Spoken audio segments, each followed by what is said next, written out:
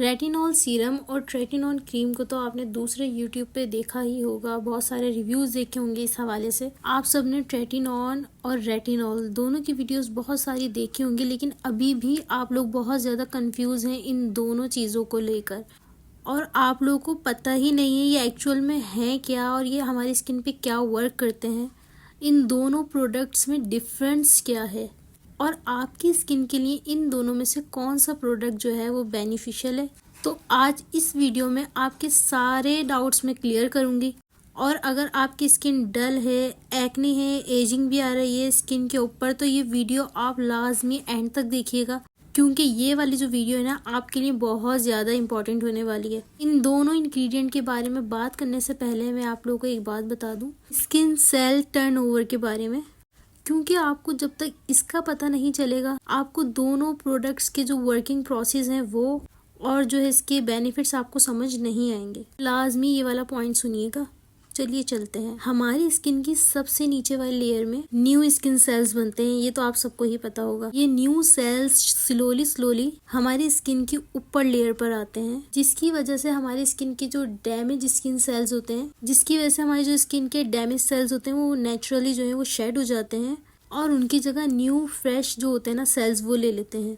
अच्छा, ये हमारी स्किन को बहुत ज़्यादा फ्रेश, यूथफुल और ग्लोइंग रखता है। ये होता है स्किन सेल टर्नओवर प्रोसेस, ठीक है। जब हमारी एज कम होती है तो ये वाला जो प्रोसेस है ना ये बिल्कुल सही नेचुरल काम कर रहा होता है, जिस वजह से हमारी स्किन बहुत ज़्यादा ग्लोइंग और यूथफुल रहती है। अच्छा, जैसे जैसे हमारी एज बढ़ती है तो ये स्किन सेल टर्नओवर जो है ये स्लो हो जाता है और इसी वजह से हमारी स्किन के ऊपर फाइन लाइंस, रिंकल्स और डलनेस आ जाती है। आई होप कि आपको ये वाला प्रोसेस समझ आ गया होगा। इसलिए हमें अपनी स्किन के टर्नओवर को फास्ट करने के लिए रेटिनॉल और ट्रेटिनॉन दोनों यूज़ करना पड़ता है। इसीलिए ये जो दो प्रोडक्ट हैं ये हमारी स्किन के लिए हमें यूज़ करने पड़ते हैं। आई होप कि यहाँ तक आपको समझ आ गई होगी कि स्किन सेल टर्नओवर प्रोसेस क्या होता है। तो अब मैं आप लोगों को बताऊंगी कि रेटिनॉल सीरम और ट्रेटिनॉन क्रीम क्या है और आपके लिए इन दोनों में से कौन सा इंग्रेडिएंट और कौन सा प्रोडक्ट सूटेबल रहेगा। तो बात करते हैं रेटिनॉल सीरम की। ये एक वायरल फॉर्म है विटामिन ए का, जो आपकी स्किन सेल की जनरेशन को बूस्ट करता है। आप इसे किसी भी डॉक्टर की प्रिस्क्रिप्शन के बगैर यूज़ कर सकते हैं इजीली। आप रेटिनॉल सीरम को जब अपनी स्किन पे लगाते हैं तो ये आपकी स्किन में जाके रेटिनॉल में कन्वर्ट होता है और इस प्रोसेस की वजह से आप रेटिनॉल जो सीरम है थोड़ा स्लो काम करता है आपकी स्किन के ऊपर। लेकिन जो ट्रेटिनॉल क्रीम है, स्किन ए की जो क्रीम है ना, ये बहुत ज़्यादा स्ट्रॉन्गेस्ट फॉर्म है। ये डायरेक्ट एसिड ही होता है, ये बहुत ज़्यादा तेज़ी से काम करता है हमारे स्किन के ऊपर। लेकिन ट्रेटिनॉल की जो प्रोसेस है स्किन पे यूज़ करने का, उसके लिए आपको डॉक्टर की प्रिस्क्रिप्शन लाजमी चाहिए, क्योंकि ये बहुत ज़्यादा स्ट्रॉन्ग होता है और हमारी स्किन के लिए इरिटेटिंग भी हो सकता है अगर तो आपने इसको गलत तरीके से यूज़ कर लिया। ये बात तो आपको क्लियर हो गई होगी कि रेटिनॉल और ट्रेटिनॉल में क्या डिफरेंस है। जो रेटिनॉल सीरम होता है वो बहुत ज़्यादा स्लो काम करता है और जो रिजल्ट्स हैं वो लेट देता है, जबकि ट्रेटिनॉल क्रीम्स स्ट्रॉन्ग होती है और तेज़ी से काम करती है और रिजल्ट जो है जल्दी से देती है। लेकिन इसका मतलब ये नहीं है कि आप ट्रेटिनॉल क्रीम लेकर इसे यूज़ करना शुरू कर दें। अब मैं आप लोगों को बताऊंगी कि आपने रेटिनॉल सीरम और ट्रेटिनॉल क्रीम को कैसे यूज़ करना है। रेटिनॉल सीरम और ट्रेटिनॉल क्रीम दोनों डिफरेंट परसेंटेजेस में आते हैं, यानी कि इतने स्ट्रॉन्ग हैं इसके पता इसकी परसेंटेज से ही पता चलता है। रेटिनॉल 2% जो सीरम होता है सबसे ज़्यादा स्ट्रॉन्ग है, इससे कम 1% है और इससे और ज़्यादा कम 0.2% है, माइल्ड है। और रेटिनॉल 0.5% सबसे ज़्यादा लाइट है।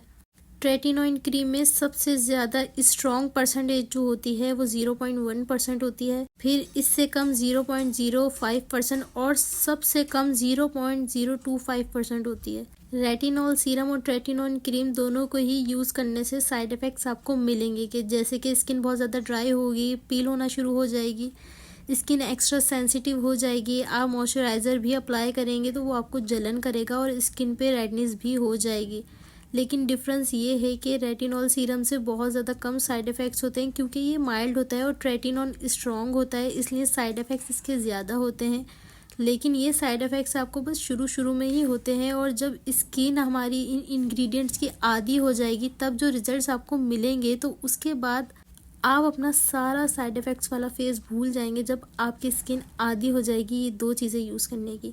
अब मैं आपको बताती हूँ कि किन लोगों ने रेटिनॉल सीरम यूज़ करना है और किन लोगों ने रेटिनॉल क्रीम यूज़ करनी है, और आपको बताऊँगी कि आपने किस तरह से यूज़ करनी है कि आपको साइड इफ़ेक्ट्स कम हो। लेकिन उससे पहले इस वीडियो को लाजमी लाइक कर दें। अगर आप मेरे चैनल पर नए हैं तो प्लीज़ मेरे चैनल को सब्सक्राइब करना बिल्कुल मत भूलिएगा, और अगर आप अपनी स्किन से रिलेटेड कोई भी बात करना चाहते हैं तो आप नीचे कॉमेंट कर सकते हैं। अगर आपने फर्स्ट टाइम ये इंग्रेडिएंट यूज़ करने हैं और आप यूनिवर्सिटी जाती हैं या ऑफिस जाती हैं या डेली रूटीन में आपका बाहर आना जाना है और आपकी स्किन सेंसिटिव नहीं है, तो आपने दी ऑर्डिनरी का रेटिनॉल सीरम 0.2% से लगाना शुरू करना है। और अगर आपकी स्किन सेंसिटिव है तो आपने दी ऑर्डिनरी का सीरम 0.5% अप्लाई करना है। और ये सीरम आपने night time skin care routine में लगाना है वीक में 2 बार। फर्स्ट मंथ तक आपने सीरम को वीक में 2 बार इस्तेमाल करना है, और फिर जब ये सीरम ख़त्म होगा तो नेक्स्ट आपने ऑर्डिनरी का 1% सीरम परचेज़ करना है और उसे भी सेम इसी मेथड से अप्लाई करना है, यानी फर्स्ट मंथ वीक में 2 बार और सेकंड मंथ वीक में 3 बार। थर्ड मंथ जो है आपने इसको डेली अपनी नाइट स्किन केयर में यूज़ करना है। आई होप आपको यहाँ तक बात समझ आ गई होगी। और एक बात याद रखिएगा, इस सीरम का जब आप ओपन कर लेते हैं तो उसके बाद 3 महीने के अंदर अंदर आपने इस सीरम को ख़त्म करना होता है, क्योंकि इसकी एक्सपायर जो डेट होती है वो 3 मंथ की ही होती है। इसलिए फेस के साथ साथ आप इसको अपने नेक पे लाजमी अप्लाई करिएगा, ताकि आपको प्रॉपरली इस सीरम को पूरा ख़त्म करने में प्रॉपर आसानी रहे। जब भी आपने रेटिनॉल सीरम को अप्लाई करना है तो अप्लाई करने के बाद मॉइस्चराइज़र लाजमी लगाना है, और डे टाइम में सन ब्लॉक लाजमी अप्लाई करना है। सन ब्लॉक बिल्कुल भी मिस नहीं करनी। जब आप इस सीरम को अप्लाई करेंगे तो आपकी स्किन स्टार्टिंग में हल्की हल्की ड्राई होकर उतरना शुरू हो जाएगी। जैसे ड्राइनेस होती है हमारे फेस के ऊपर, उस तरह से छिलके बनकर उतरेगी।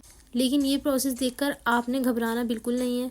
आपने ये लगाना बिल्कुल भी नहीं छोड़ना, अपने मॉइस्चराइज़र का यूज़ लाजमी करना है। मैं आप लोगों को यही प्रीफर करूँगी कि आप पॉन्ड्स का जो मॉइस्चराइज़र ले रहे हो बहुत ज़्यादा माइल्ड होता है, और रेटिनॉल सीरम यूज़ करते हुए आपने कोई और सीरम नहीं यूज़ करना जब तक आपकी स्किन जो है रेटिनॉल सीरम की आदी ना हो जाए।